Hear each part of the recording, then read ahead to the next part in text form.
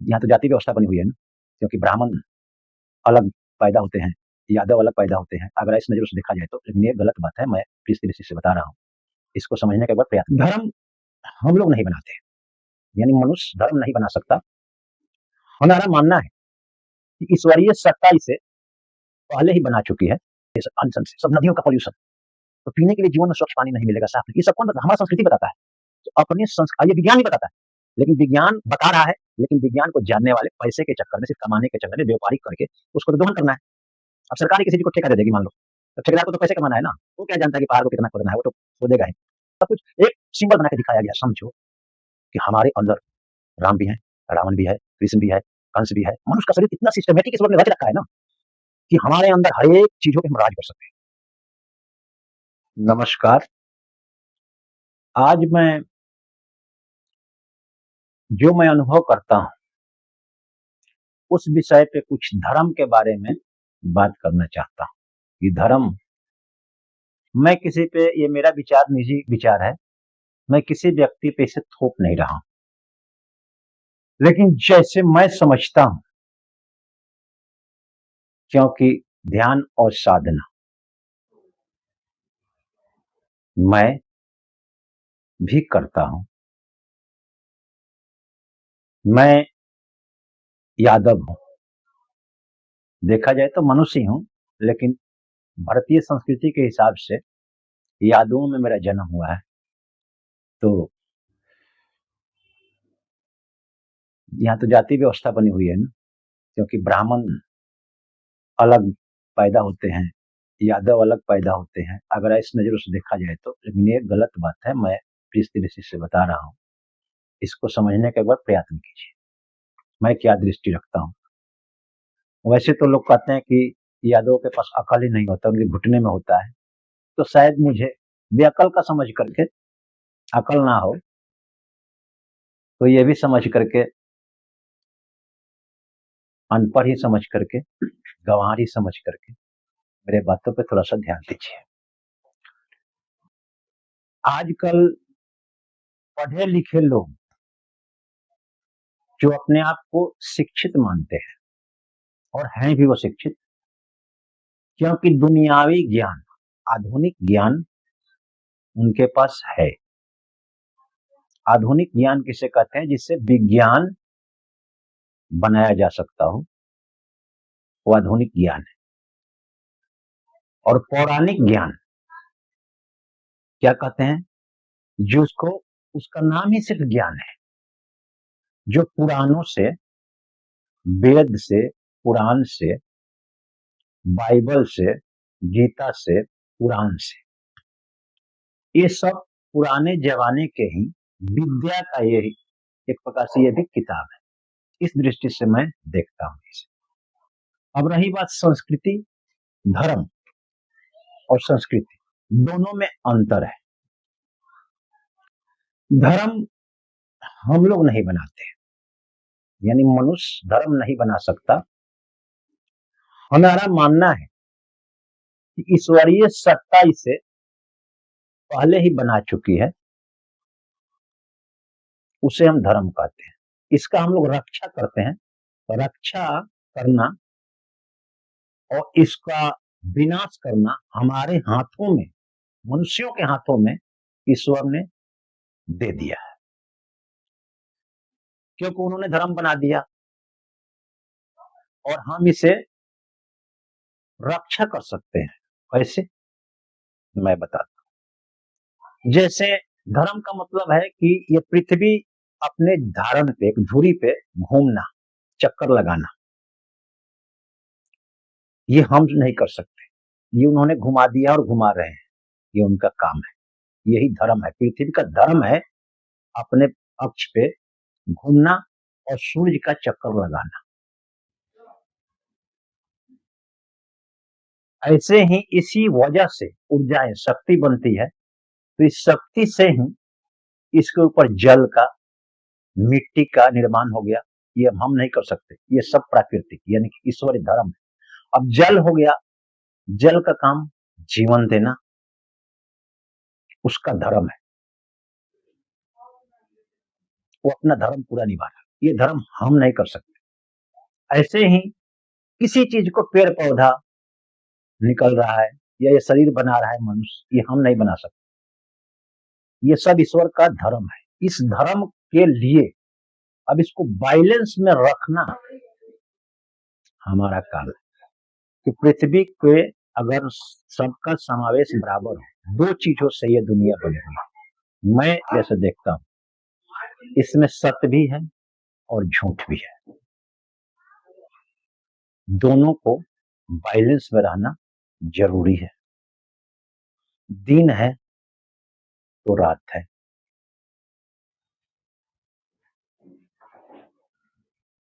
अगर यहाँ पुण्य है तो पाप है।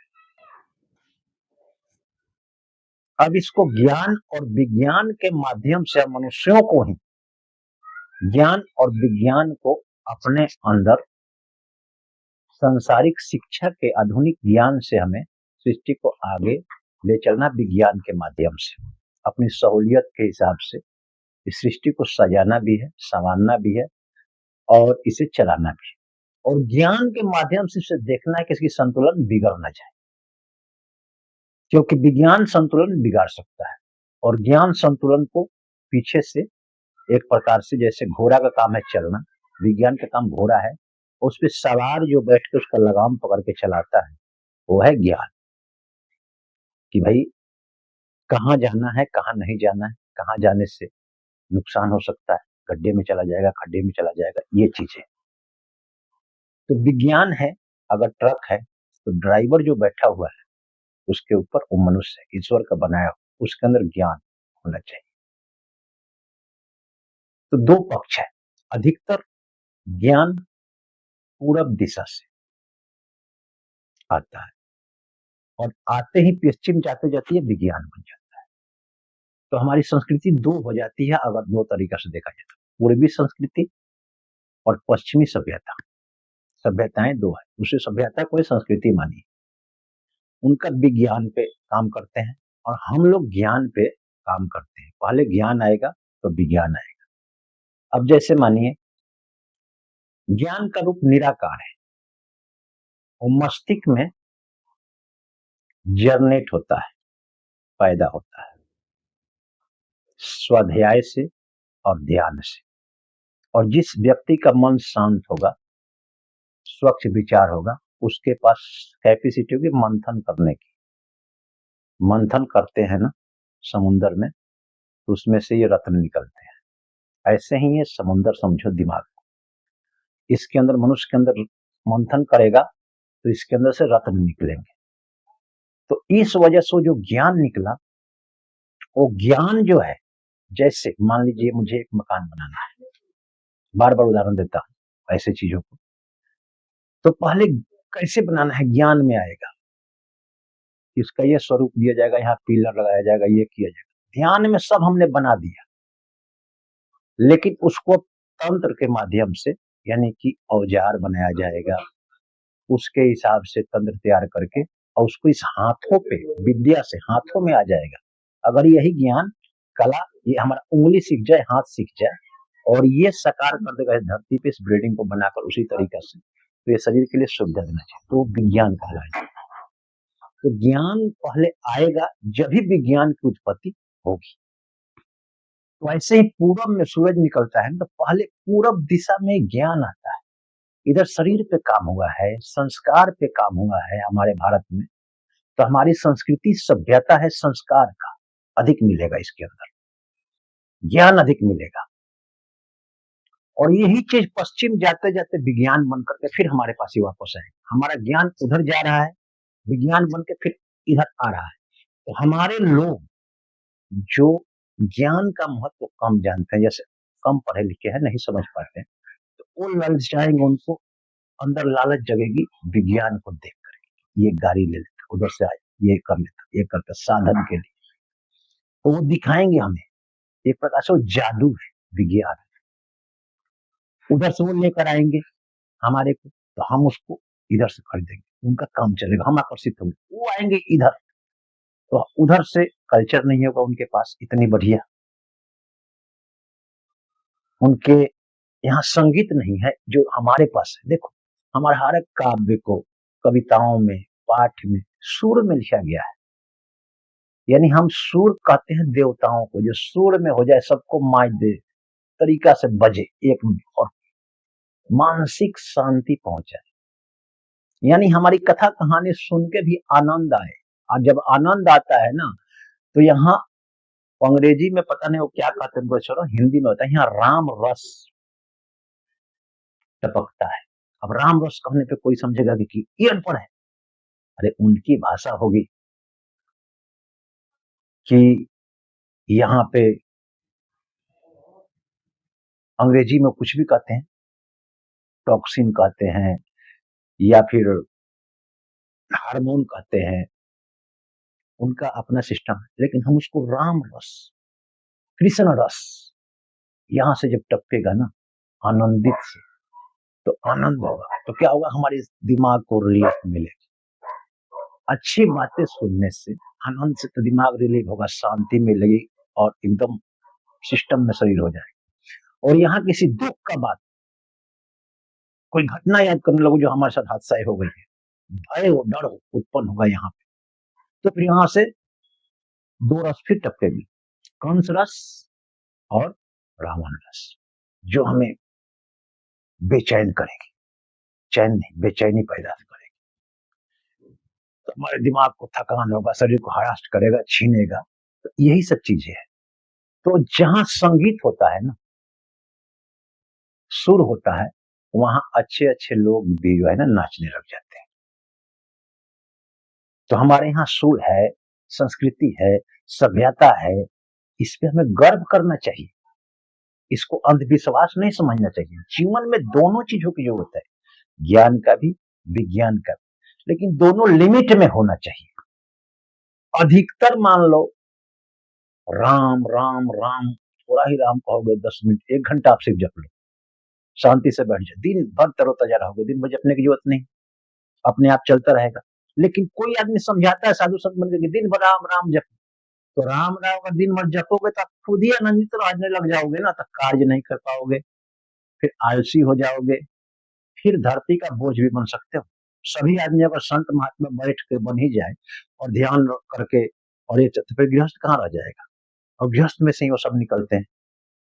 तो हद से ज्यादा ध्यान साधना भी नुकसान पहुंचाता है गृहस्थ को, और हद से ज्यादा विज्ञान भी इस सृष्टि को नुकसान पहुंचाता है। जो ये धरती गर्म होने का कारण क्या है, ओजोन परत ऊपर से फट चुका है, फट चुका है, क्योंकि हम अंतरिक्ष में बाईवान बना करके, पता नहीं क्या क्या बना करके आसमान में छोड़ रहे हैं। अब वो आवाज करते हुए जाती है, वहां से ओजोन परत को हटा देती है, क्योंकि पृथ्वी के ग्रह से ऊपर निकालना पड़ता है उससे। ये बम बारूद, पूरी लड़ाई झगड़ा हो रहा है जहां तहां, ये सब क्या होगा, ओजोन परत हट गया, धरती का डायरेक्ट जो है ना सूरज इस पे आ रहा है, गर्म हो रही है।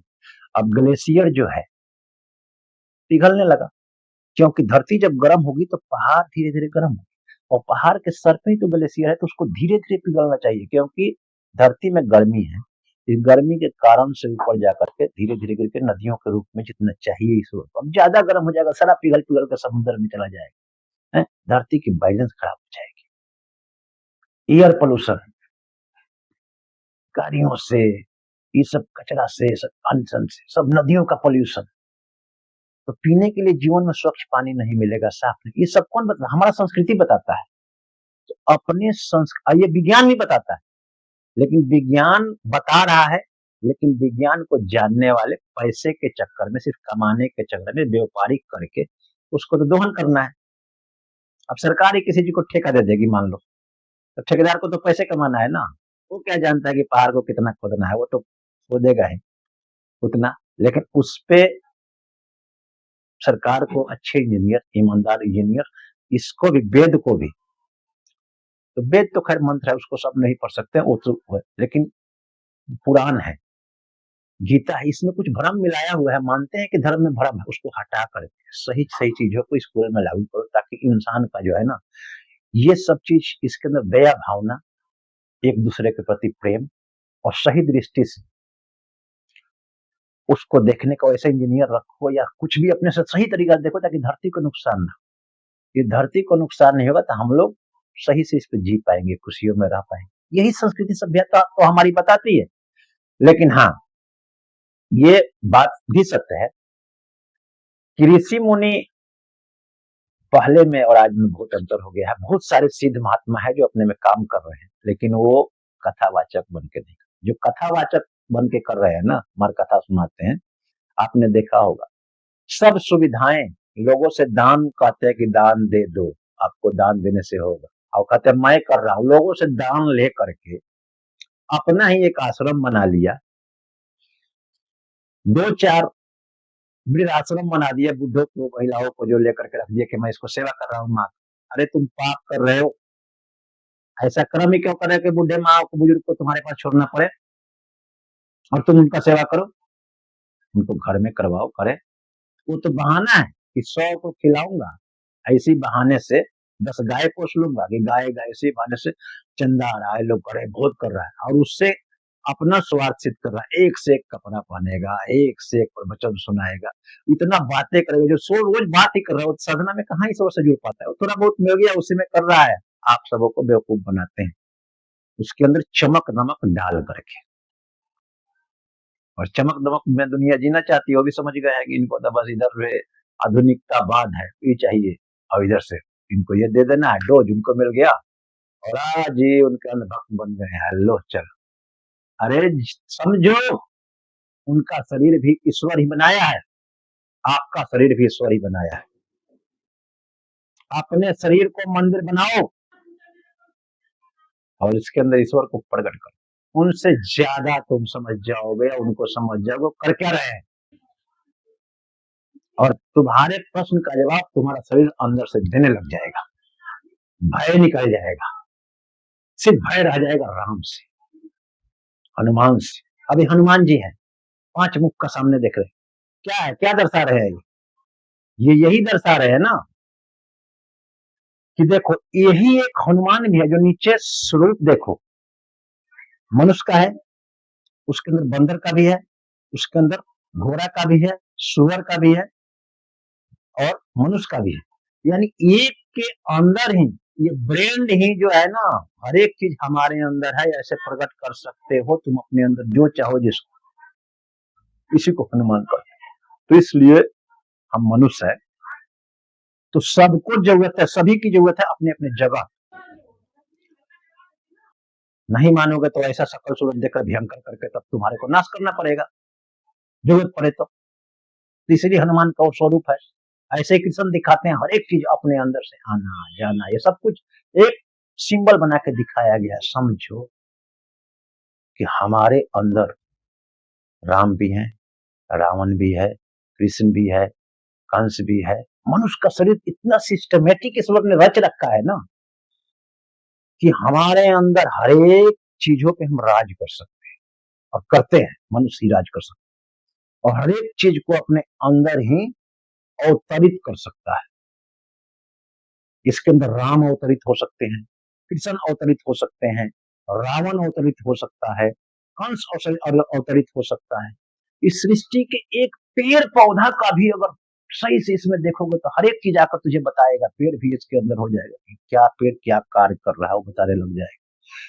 कुत्ता, सियार, माने जितने जीव जंतु सब इसके अंदर इस स्वभाव में आ सकता है, स्वभाव को बना सकता है, हर एक चीज हो जाते हैं।